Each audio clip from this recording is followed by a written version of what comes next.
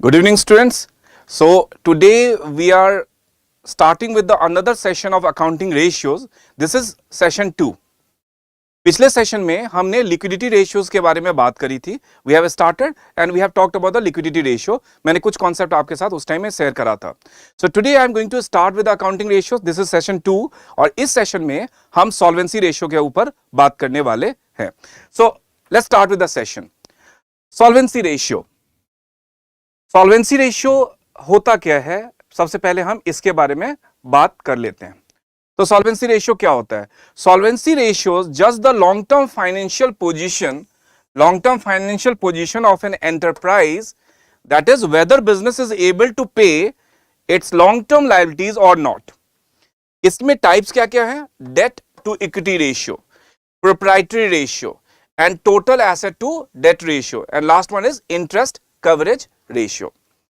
आपको पता है कि मैनेजमेंट अकाउंटिंग का ये पार्ट है अकाउंटिंग रेशियोज, जिसमें मैनेजमेंट अकाउंटिंग में हम डिसीजन मेकिंग करने के लिए यूज करते हैं. लिक्विडिटी रेशियो में शॉर्ट टर्म फाइनेंशियल पोजीशन किसी भी ऑर्गेनाइजेशन का जानने की हम उसमें जानते हैं. And as far as the long solvency ratio is concern, जो हमारे लॉन्ग टर्म डिसीजन होते हैं, लॉन्ग टर्म फाइनेंशियल पोजीशन को देख के ही हम करते हैं. सो बेसिकली सॉल्वेंसी रेशियो जो long term financial position of an enterprise होता है, उसके हिसाब से कि whether will be able to make the payment of the long term debt और नॉट, उसके लिए डिसीजन हम यहीं से क्रिएट करते हैं. सो नाउ इसी चीज को मैंने यहां लिख दिया है, debt to equity ratio. So the formula is total assets upon debt. Second one is total asset to debt. The formula is total assets upon debt. Proprietary ratio, the formula is proprietors fund, equity or shareholders fund upon total assets. Last one is interest coverage ratio. The formula is net profit before interest and tax upon interest on long term debt. So this is the first formula, debt to equity ratio का.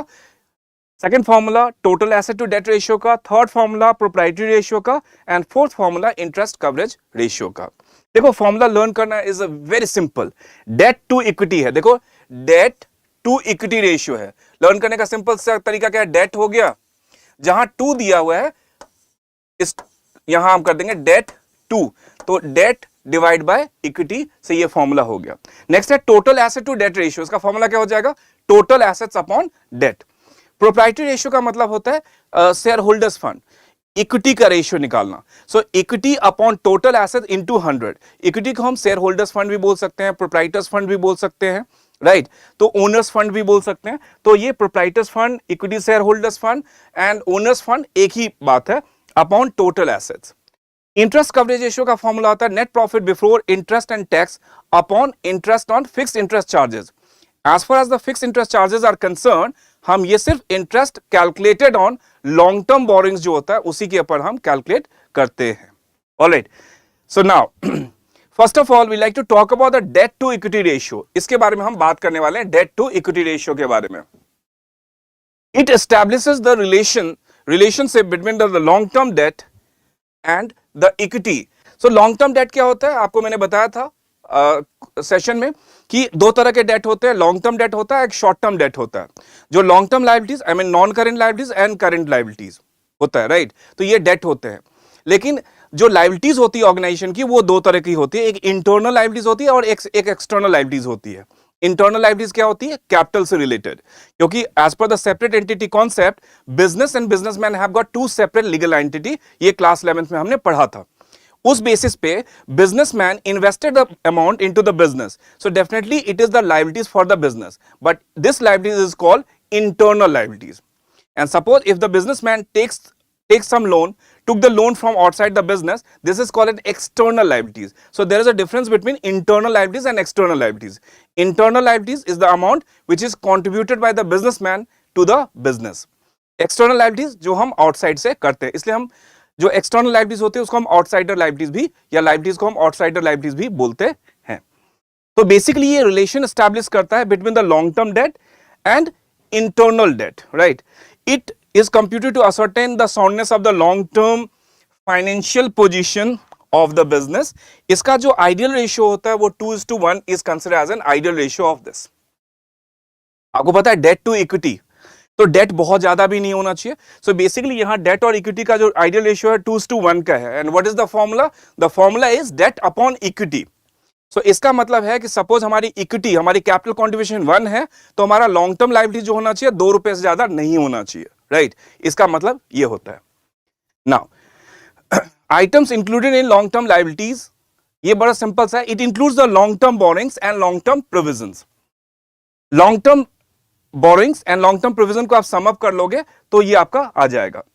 Item included in equity share holders और share holders fund, तो इसके लिए हम क्या क्या कर सकते हैं, ये थोड़ा सा डिफाइंड है। Equity share capital, preference share capital, reserve and surplus, non current reserve and surplus, ये हमने यहां से कर लिया है रिजर्व एंड सरप्लस तक। या दूसरा तरीका हम क्या लगा सकते हैं, non current assets, non-current asset which includes the tangible or intangible, non-current trade investment, long-term loans and advances plus working capital minus non-current liabilities plus long-term provisions। इसका बड़ा सिंपल सा मतलब ये होता है कि इन शॉर्ट हमारे दो तरीके हो सकते हैं इक्विटी निकालने के लिए। एक तो डायरेक्ट तरीका है। डायरेक्ट तरीका क्या है, शेयर कैपिटल में, शेयर कैपिटल जब मैं कहता हूं तो it represented by the equity share capital और प्रेफरेंस शेयर कैपिटल, उसमें आप रिजर्व एंड सरप्लस को प्लस कर लेते हैं और कोई जो शेयर इश्यू एक्सपेंसेस हैं, जो फिक्टिशियस एसेट्स हैं, उसको माइनस कर लेते हैं, प्रिलिमिनरी एक्सपेंसेस है उसको माइनस कर लेते हैं, तो ये आपका इक्विटी आ जाता है। दूसरा तरीका जो है वो थोड़ा लंबा है लेकिन वो भी आपके फिंगर टिप्स पे होना चाहिए। वो क्या हो सकता है, हमारे पास टोटल एसेट्स की सपोज वैल्यू गिवन है और हमारे पास डायरेक्टली इक्विटी नहीं दिया हुआ, तो हम कैसे फाइंड आउट करेंगे, टोटल एसेट्स का वैल्यू हमने ले लिया, उसमें से लॉन्ग टर्म लायबिलिटीज, कायदे से लॉन्ग टर्म लायबिलिटीज और शॉर्ट टर्म लायबिलिटीज मतलब टोटल लायबिलिटीज को सब्ट्रैक्ट कर लिया, तो you will come to know about the equity का वैल्यू। इसमें वही दिखाने की कोशिश करी है, टेंजिबल इंटेंजिबल लॉन्ग टर्म, इससे आपने टोटल एसेट्स को कर लिया और टोटल एसेट्स में से आपने टोटल लायबिलिटीज को सब्ट्रैक्ट कर दिया, तो you will come to know about the equity का वैल्यू। सो ये भी एक तरीका है जिससे आप इक्विटी को, ऑल्टरनेटिव तरीका है जिससे आप इक्विटी की वैल्यू फाइंड आउट कर सकते हैं। Next one is proprietary ratio. Formula तो आपको पता ही है, equity upon total assets into 100। So basically ये रिलेशन एस्टैब्लिश करता है between the proprietors fund and total assets. Proprietors fund और शेयर होल्डर्स फंड, जैसे बताया कि ये share capital plus reserve and surplus करते हैं आप, तो ये आ जाता है। इसका एसेट साइड अप्रोच सिमिलरली वही है, नॉन करेंट एसेट्स, जिसमें आपको सारे नॉन करेंट एसेट और करेंट एसेट्स को सम अप कर लीजिए। यहां नॉन करेंट एसेट और करंट एसेट्स को आपने सम अप कर लिया और उसके बाद जो टोटल डेट है उसको आपने सब्ट्रैक्ट कर लिया। आप देखिए थोड़ा सा फॉर्मूला जो इलैबोरेटेड है लेकिन ये बहुत इजीली समझ में आ जाएगा। Non current assets plus non current trade investment plus long term loans and advances, इससे आपका टोटल नॉन करेंट एसेट्स आ गया। वर्किंग कैपिटल का फॉर्मूला क्या है, मैंने पिछले स्लाइड में भी दिखाया। वर्किंग कैपिटल का मतलब क्या है, current assets minus current liabilities. इसका मतलब है कि करंट एसेट्स को हमने ऐड कर दिया। तो नॉन करंट एसेट्स और वर्किंग कैपिटल का फॉर्मूला क्या होता है, current assets minus current liabilities. तो यहां इसका मतलब करंट एसेट्स को हमने ऐड कर दिया। It means now we have complete total assets. इसमें से नॉन करंट लायबिलिटीज को हमने सब्ट्रैक्ट कर दिया और वर्किंग कैपिटल निकालते टाइम हमने करंट लायबिलिटीज को ऑलरेडी ही सब्ट्रैक्ट कर दिया था, तो हुआ ना total assets minus total liabilities. लेकिन सपोज कभी इस तरह की इंफॉर्मेशन गिवन हो जहां आपको अलग अलग टुकड़ों में इंफॉर्मेशन गिवन हो, पार्ट्स में इंफॉर्मेशन गिवन हो, तो आप इस तरह से लंबे वाले फॉर्मूले का यूज कर सकते हो। वैसे इक्विटी निकालने के लिए total assets minus total liabilities, ये सिंपल है, लेकिन जब दो ही इंफॉर्मेशन गिवन हो तो इतनी सारी इंफॉर्मेशन गिवन होगी, डेफिनेटली आपको ये वाला फॉर्मूला, लॉन्ग वाला फॉर्मूला यूज करना पड़ेगा। नेक्स्ट है बच्चों total assets to debt ratio. So total asset to debt ratio का फॉर्मूला पहले हमने क्लियर कर लिया, total assets upon total debt. Total assets का मतलब क्या होता है, complete assets, total assets which includes the non current assets plus current assets. Non current assets और करंट एसेट्स को आप सिंप्लीफाई मतलब सम अप कर लेंगे तो ये वैल्यू आपका आ जाएगा, राइट। नॉन करंट एसेट्स में पहले क्या करते थे, fix assets, non current investment, long term loans and advances, other current assets. अब नॉन फिक्स एसेट्स की जगह आप क्या कर सकते हो, प्रॉपर्टी प्लांट एंड इक्विपमेंट लिख सकते हो, राइट। ये आपका नया चेंजेस आ गया। और उसमें करंट एसेट्स में आप सम अप करेंगे, करंट एसेट्स में वही फिर सीआईटी सीएसओ जो मैंने बताया था, current investment, inventories, trade receivable, cash and cash equivalent, short term loans and advances and other current assets, इसको सम अप कर लेंगे तो ये आपका टोटल एसेट्स बन जाएगा। दूसरा तरीका क्या हो सकता है कि आपके पास सपोज लायबिलिटीज का इंफॉर्मेशन गिवन है और कैपिटल का इंफॉर्मेशन गिवन है। When I say liabilities, इसका मतलब है complete liabilities, which includes the long term liabilities as well as the short term liabilities. और इसमें आप इक्विटी को प्लस कर लेंगे तब भी आपका इक्वल जो होगा वो टोटल एसेट्स के इक्विवेलेंट आ जाएगा. Total asset to debt ratio में it establishes a relation between the total assets and total long term debt. Total assets के लिए मैंने अभी बताया आपको, it includes non current assets plus current assets, अभी हमने बात करी. ठीक है. लॉन्ग टर्म डेट की बात करें तो long term borrowings and long term provisions. Last है हमारा फोर्थ है इंटरेस्ट कवरेज रेशियो. तो फॉर्मूला हमने पहले देख लिया था, net profit before interest and tax upon fixed interest charges और interest charges on the long term debt, इसका फॉर्मूला होता है. This ratio expresses the relation between the net profit before interest and tax and interest payable on long term debt. क्योंकि इसका formula क्या होता है, net profit before interest and tax upon interest payable on long term debt, यही इसका formula होता है. तो basically it is going to establish the relation between the net profit before interest and tax and interest payable on long term debt, इसके बीच में relation establish करता है. इसका आइडियल रेशियो क्या होता है, 6 to 7 टाइम्स जो होता है, ये इसका आइडियल रेशियो होता है. नाउ अब हम एक अपने आप को सिंप्लीफाई कर लेते हैं. देखिए डेट टू इक्विटी रेशियो हमने सीख लिया, total asset to debt ratio हमने देख लिया, प्रोप्राइटरी रेशियो देख लिया. इसमें 3 कंपोनेंट से आप तीनों फॉर्मूले को इजीली कैलकुलेट कर सकते हैं. आप बोलोगे सर 3 फॉर्मूले से कैसे कैलकुलेट कर सकते हैं. देखो डेट टू इक्विटी रेशियो, इसका फॉर्मूला क्या होगा, डेट अपॉन इक्विटी. इसका मतलब डेट आपको आना चाहिए, हाउ टू कैलकुलेट डेट और how to calculate the equity. ठीक है. नेक्स्ट है total asset to debt ratio, इसका फॉर्मूला क्या है, टोटल एसेट्स अपॉन डेट. तो आपको क्या कैलकुलेट आना चाहिए, टोटल एसेट्स आना चाहिए. ठीक है. डेट आपने ऑलरेडी कैलकुलेट कर लिया है पहले वाले फॉर्मूले में. प्रोप्राइटरी रेशियो का फॉर्मूला क्या है, इक्विटी अपॉन टोटल एसेट्स, ये भी आपने कैलकुलेट कर लिया. तो इन तीनों फॉर्मूले में देखें तो कॉमन सी जो बात है वो डेट निकालना, टोटल एसेट निकालना और इक्विटी निकालना, ये आपको आ गया. इसका मतलब ये तीनों फॉर्मूले आपके इजीली फिंगर टिप्स पे हो गए. तो एक बार हम इसको फिर से समझते हैं सो दैट ये आपका फिंगर टिप्स पे आ जाएगा. देखो जब भी डेट की मैं बात करता हूं तो debt means long term liabilities. Debt की मैं जब भी बात करूंगा तो इसका मतलब क्या होगा, लॉन्ग टर्म लायबिलिटीज और non current liabilities. The better way to write is non current liabilities. ठीक है. तो non current liabilities, long term की जगह आप नॉन करंट लायबिलिटीज भी इसको समझ सकते हो. इसके लिए फॉर्मूला जो मैंने आपको बताया हुआ, क्या फॉर्मूला हो सकता है, LTB डू LTP. तो मैंने बताया हुआ long term borrowings, deferred tax liabilities, other long term liabilities and long term provisions are the 4 component, right. लेकिन इसमें सिर्फ आपको लॉन्ग टर्म बोरोइंग्स और लॉन्ग टर्म प्रोविजंस को सम अप करना है, तो ये आपकी वैल्यू आ जाएगी. ऑलराइट. और क्या हो सकता है, और क्या हो सकता है, थोड़ा सोचते हैं. तो देखो कैपिटल एम्प्लॉयड का फॉर्मूला आई एम श्योर कि आप लोगों को पता होगा, राइट. सो कैपिटल एम्प्लॉयड का जो फॉर्मूला है वो बड़ा सिंपल सा है. कैपिटल एम्प्लॉयड जब हम निकालते हैं तो 2 अप्रोचेस से हम कैपिटल एम्प्लॉयड को निकाल सकते हैं, राइट.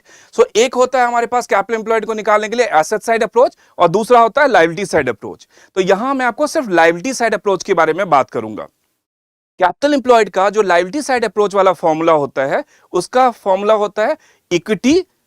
इक्विटी मतलब share holders fund plus non current liabilities. मैंने क्या कहा, it is the combination of share holders fund and non current liabilities. तो ये आपका क्या बन जाएगा, कैपिटल एम्प्लॉयड बन जाएगा. तो in order to calculate the debt can I say कि कैपिटल एम्प्लॉयड में से, कैपिटल एम्प्लॉयड में if you could subtract equity तो ये आपका डेट आ जाएगा, है या ना. क्योंकि कैपिटल एम्प्लॉयड का मैंने क्या बताया, capital employed is the combination of debt means non current liabilities and share holders fund. तो कैपिटल एम्प्लॉयड में से मैंने इक्विटी सब्ट्रैक्ट कर दिया तो ये डेट आ जाएगा. तो ये भी फॉर्मूले हो सकते हैं. इस तरह के फॉर्मूले को आपको हर time these are called the supporting formulas. एक डायरेक्ट फॉर्मूला होता है और एक सपोर्टिंग फॉर्मूला होता है. डायरेक्ट फॉर्मूला मतलब आपने जो फॉर्मूला है long term borings plus long term provisions easily calculate कर दिया. एंड ये जो है जिससे आप डिराइव करके करेंगे, these are the supporting formula. तो ये भी आपके फिंगर टिप्स पे होने चाहिए. नेक्स्ट है इक्विटी. इक्विटी को निकालने के लिए बड़ा सिंपल सा तरीका है. इक्विटी को निकालने के लिए मैंने आपको बताया था equity is also called share holders fund. Equity is also called shareholders fund. This is also called proprietors fund. All right. तो इसके लिए मैंने आपको तरीका क्या बताया, श्री राम मंदिर. So it is the total of S plus R plus M. Normally M जो है it is not given in the question or even not evaluated in the exam. S stand for shareholders fund. S stand for share capital. When I say share capital, so it is a combination of equity share capital as well as the preference share capital. Reserve and surplus, जो भी reserves होते हैं आपके पास, general reserve हो गया, आपके पास investment fluctuation reserve हो गया, कैपिटल रिडम्पशन रिजर्व हो गया, सिक्योरिटीज प्रीमियम रिजर्व हो गया, तो this need to be added. ठीक है, इसमें से आपको फिक्टिशियस एसेट्स कुछ भी होगा वो भी आपको माइनस करना है, जैसे शेयर इश्यू एक्सपेंसेस हो गया, प्रिलिमिनरी एक्सपेंसेस हो गया, this amount need to be subtracted. दूसरा इसका फॉर्मूला क्या हो सकता है, अभी हमने देखा, अभी मैंने बताया कि capital employed is the combination of non current liabilities plus equity. तो कैपिटल एम्प्लॉयड में से आपने इक्विटी सब्ट्रैक्ट कर दिया तो डेट आ गया. इसी तरह कैपिटल एम्प्लॉयड से आपने डेट को सब्ट्रैक्ट कर दिया. If the debt is being subtracted from the capital employed, so you will come to know about the equity. ठीक है, सो ये आपका फॉर्मूला यहां हो जाता है. नेक्स्ट जो है वो बड़ा सिंपल सा है, टोटल एसेट्स. और जो है वो क्या है, total assets. So total asset is nothing but the combination of non-current assets,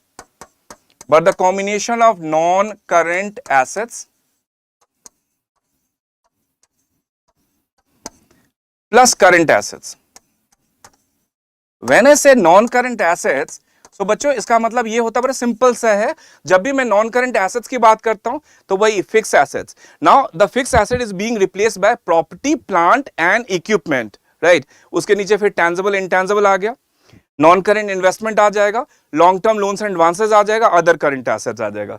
when I say current assets, so this has already been explained in the previous classes. इसका मतलब है CIT CSO, वही current investment, inventories, trade receivable, cash and cash equivalents, short term loans and advances और other current assets. तो इस तरह से आपका डेट, आपका इक्विटी और टोटल एसेट्स आपने फाइंड आउट कर लिया. नेक्स्ट फॉर्मूला है इंटरेस्ट कवरेज रेशियो का. फॉर्मूला क्या था, फिर से एक बार रिकैप कर लेते हैं. Formula, net profit before interest and tax upon fixed interest charges calculated on long term date. Mostly आपके क्वेश्चन में जो गिवन होगा वो क्या गिवन होगा, इसमें आपको कैलकुलेट करना है calculation of net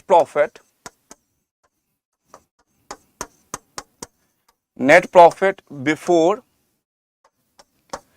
interest and tax.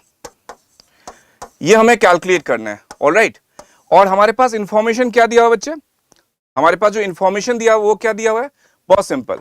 हमारे पास इंफॉर्मेशन में गिवन है कि net profit after interest and tax. ठीक है, सो ये हमारे पास वैल्यू गिवन होता है. ठीक है, ये हमारे पास वैल्यू गिवन है. अब हमें ऐड करना है, इंटरेस्ट को ऐड करना है और टैक्स को ऐड करना है. तो basically will come to know about the net profit before interest and tax. लेकिन इसमें छोटी छोटी बच्चे गलती कर देते हैं. बच्चे करते हैं क्या है, net profit after interest and tax given हो तो सबसे पहले इंटरेस्ट को ऐड करते हैं और फिर टैक्स को ऐड करते हैं. इसको इस तरह से समझिए. सपोज आप अपने घर से स्कूल की तरफ जा रहे हैं, राइट. तो बेसिकली इसको फॉर्मूले के हिसाब से समझते हैं. जब आपने जर्नी स्टार्ट करी अपने घर से लेके स्कूल तक की, तो basically you have started with net profit before interest and tax. इसे कोरिलेट करते हैं, net profit before interest and tax. तो उसके बाद आपने इंटरेस्ट पेड सब्ट्रैक्ट किया और टैक्स पेड सब्ट्रैक्ट करा, तो बेसिकली आप अपने स्कूल पहुंच गए. तो जब आप स्कूल पहुंचे तो वो कौन सा फॉर्मूला डिराइव कर लिया आपने, net profit after interest and tax. अब जब स्कूल से हम घर की तरफ आएंगे तो जो बेसिकली बहुत सिंपल सा, इसलिए मैंने स्कूल से घर और घर से स्कूल की बात करी, क्योंकि जब घर से स्कूल की तरफ जा रहे थे तो जो आपको बेसिकली जो चीजें आपको लेफ्ट साइड में दिख रही थी, जो भी मॉल्स हो और भी चीजें हो, वो लेफ्ट साइड में दिख रही थी. तो जब आप वापस आओगे तो वो आपको राइट साइड में दिखेंगे. So what does it mean here, simply, तो जो बेसिकली जब आप वापस आ रहे थे तो जो भी आपने जाते टाइम जो ऐड करा था उसको सब्ट्रैक्ट कर लोगे और जो सब्ट्रैक्ट करा था उसको आप ऐड कर लोगे। लॉजिक बड़ा सिंपल है। जब आप जा रहे थे तो आपने लेफ्ट साइड में उनको देखा था, जब आप आ रहे होगे तो वो चीज आपको राइट साइड में मिलेगी। सो दिस इज द लॉजिक, ये दिमाग में एक रखना ताकि कभी गलती नहीं करो। So basically net profit before interest and tax, तो मैंने सबसे पहले इंटरेस्ट को सब्ट्रैक्ट करा, फिर मैंने टैक्स को सब्ट्रैक्ट करा, तो मैं पहुंच गया net profit after interest and tax. अब net profit after interest and tax से जब मैंने जर्नी स्टार्ट करी तो सबसे मुझे पहले मिला टैक्स, उसको मैंने ऐड बैक कर लिया। फिर उसके बाद मुझे मिला इंटरेस्ट, मैंने उसको भी ऐड बैक कर लिया। अब मैं कहां पहुंच गया, मैं घर पहुंच गया, net profit before interest and tax में पहुंच गया। इसमें कैलकुलेशन के टाइम जब भी कोई परसेंटेज टैक्स का गिवन होगा और सपोज आपने इंटरेस्ट पहले कैलकुलेट करा, so there is a chances कि आपका क्वेश्चन वो इनकरेक्ट हो जाए, इसलिए मैं आपको यहां समझा देता हूं। तो net profit after interest and tax हो गया। इसमें सबसे पहले जो चीज ऐड करनी है आपको वो टैक्स पेड ऐड करनी है, ये पहला ऐड करना है। फिर दूसरा आपको ऐड करना है इंटरेस्ट पेड। तो ये आपका आ जाएगा नेट प्रॉफिट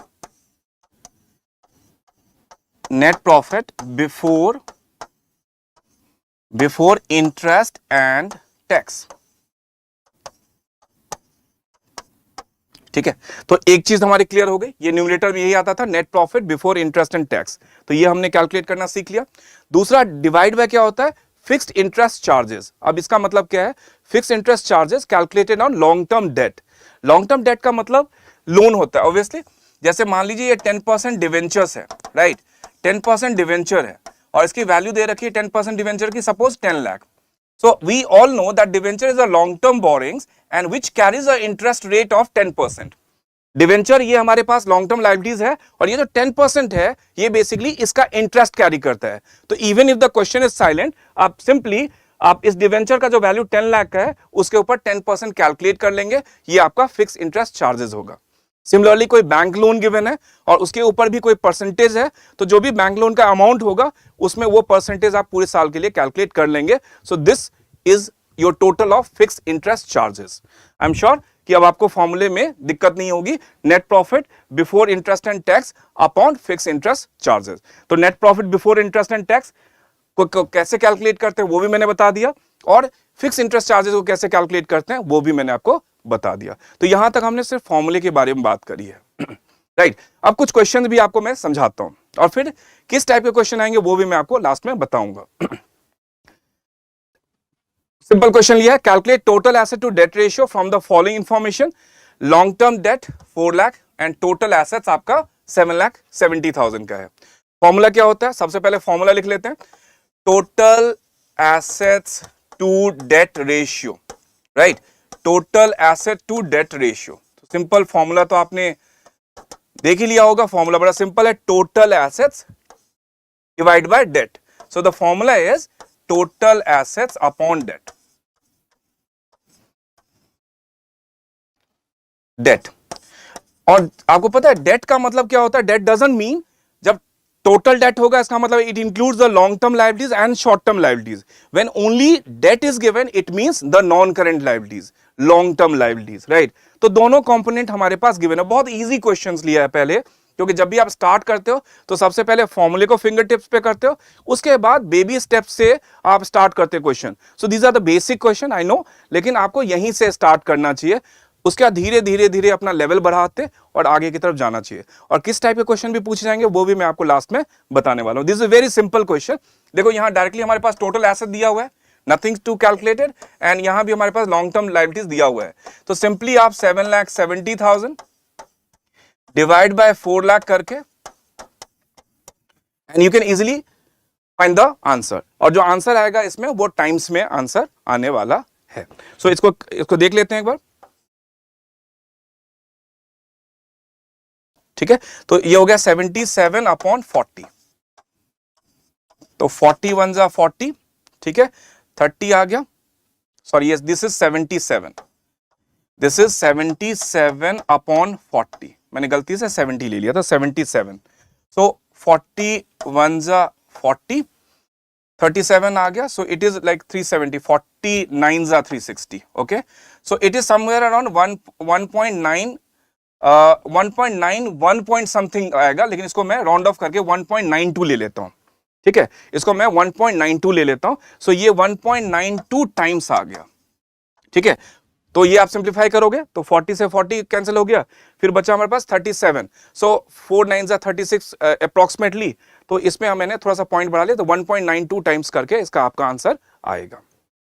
नेक्स्ट है हमारे पास calculate proprietary ratio from the following information. आपको पता है प्रोप्राइटरी रेशियो का फॉर्मूला क्या होता है? इसका फॉर्मूला क्या होता है? इसका फॉर्मूला सिंपली होता है equity upon total assets, equity upon total assets into 100। ठीक है, so equity upon total assets into 100 करके इसका हम निकालते हैं। ऑलराइट, सो बहुत सिंपल सा है।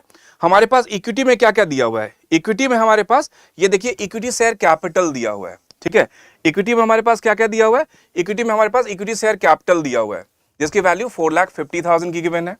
10% प्रेफरेंस शेयर कैपिटल गिवन है जिसकी वैल्यू 320 की है, एंड रिजर्व एंड सरप्लस दिया हुआ है जिसकी वैल्यू 65 की है। तो in order to understand, in order to calculate the equity, आपको इक्विटी मतलब share holders fund, proprietors fund, owners fund. Equity का डजंट मीन सिर्फ इक्विटी शेयर कैपिटल। सो ये 4,50,000 का इक्विटी शेयर कैपिटल हो गया, प्रेफरेंस शेयर कैपिटल 320 का, and reserve and surplus 65 को सम अप कर देंगे तो आपकी इक्विटी की वैल्यू आ जाती है। Let's calculate this. So 450 plus 320 will give you 770। 770 plus 65, 770 plus 65 करेंगे तो ये आपका आ जाएगा 8,35,000। So the value would be how much? 8,35,000। तो ये आपका आ गया इक्विटी की वैल्यू 8,35,000 की आ गई। अब मैं टोटल एसेट्स की बात कर रहा हूं, तो टोटल एसेट्स बहुत सिंपल सा है। टोटल एसेट्स में हमारा फिक्स एसेट आ जाएगा, ट्रेड इन्वेस्टमेंट आ जाएगा और करंट इन्वेस्टमेंट आ जाएगा। ऑलराइट, तो इसको हम सम अप कर लेते हैं। तो 7 लाख, 3 लाख, 10 लाख प्लस 245, तो ये टोटल कितना आ जाएगा हमारे पास? 12,45,000 आ जाएगा। इसको एक साथ आपको चेक भी कर लेना चाहिए कि जो इक्विटी की वैल्यू टोटल है, जो यहां जो इक्विटी और टोटल लायबिलिटीज की वैल्यू है, आई मीन जो लायबिलिटी साइड का टोटल है, लायबिलिटीज प्लस कैपिटल का जो टोटल है, वो एसेट्स का टोटल भी होना चाहिए। ये भी एक देख लीजिएगा, क्योंकि इस तरह की इंफॉर्मेशन जब गिवन है तो हमारे पास टोटलिंग तो गिवन नहीं है, तो आपको वो भी चेक कर लेना चाहिए। उसकी वैल्यू भी सेम आएगी वैसे, इनटू 100। ठीक है, तो ये कैलकुलेट कर लेते हैं, बहुत सिंपल।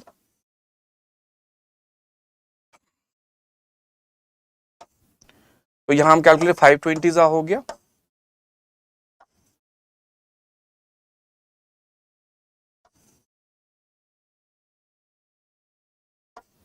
सो ये 835 अपॉन बेसिकली 249 है। तो इसको मैं सिंपली कैलकुलेट कर लेता हूं। It is simple. So 835 directly मैं कैलकुलेटर की हेल्प से इसको कैलकुलेट कर लेता हूं। 835 divide by 249, so it should be, ये मैंने डायरेक्टली कैलकुलेटर से कैलकुलेट कर लिया, इट शुड बी 67.06%। आप इसको सिंप्लीफाई करते जाओगे तो ये जो आंसर आएगा आपका वो 67.06% आएगा। Right, next one is from the following information calculate again the proprietary ratio. इसका भी वही फॉर्मूला जो अभी हमने बात करी है। तो प्रोप्राइटरी रेशियो का फॉर्मूला फिर से हम लिख लेते हैं। इसका फॉर्मूला क्या होता है हमारे पास? Equity upon total assets into 100। Alright, so equity upon total assets into 100 का फॉर्मूला हमने देखा। सो इक्विटी कैलकुलेट करने के लिए हम क्या क्या ले सकते हैं? तो इक्विटी कैलकुलेट करने के लिए equity share capital, preference share capital and reserve and surplus को हम सम अप कर सकते हैं। राइट, एंड टोटल एसेट्स को कैलकुलेट करने के लिए क्या कर सकते हैं? Fix assets, short term investment and other current, इसका एक टीम बना लेंगे तो ये हमारे को क्या मिलने वाला है? टोटल एसेट्स यहां से मिलने वाला है। ठीक है, ये सम अप कर लेंगे तो ये टोटल एसेट मिल जाएगा, और यहां जो हमने टीम बना ली है यहां तक, ये हमारे को क्या मिल जाएगा? यहां इक्विटी मिल जाएगा। तो इसका टोटल कर लेते हैं और टोटल एसेट्स का टोटल कर लेते हैं। तो इक्विटी शेयर कैपिटल 3 लाख का प्लस प्रेफरेंस शेयर कैपिटल 150 का, 450 प्लस रिजर्व एंड सरप्लस 75,000 का। तो इसका मतलब मेरा जो इक्विटी की वैल्यू टोटल आ गई वो 5,25,000 की मेरी वैल्यू आ गई। ऑलराइट, नेक्स्ट फिक्स एसेट्स की मैं बात करूं तो फिक्स एसेट्स आपका 225, इसको थोड़ा सा इधर देखना पड़ेगा। फिक्स एसेट्स हमारे पास 225, short term investment is 150 and other current assets okay, ये टोटल वैल्यू दिए रखा है 750 का, सॉरी। सो आपका जो फिक्स एसेट्स की वैल्यू है वो 375 ठीक दिया हुआ है, शॉर्ट टर्म इन्वेस्टमेंट इज 225 ठीक दिया हुआ है and other current assets is 150। सो इसको सम अप करेंगे तो आपके पास जो वैल्यू है फिक्स एसेट्स की वो 375 की है, इसमें आप शॉर्ट टर्म इन्वेस्टमेंट 225 का प्लस करेंगे तो दिस शुड बी 6 लाख, और आपके पास अदर करंट एसेट दिया हुआ है 150 का, so the total would be 7.5 lakh.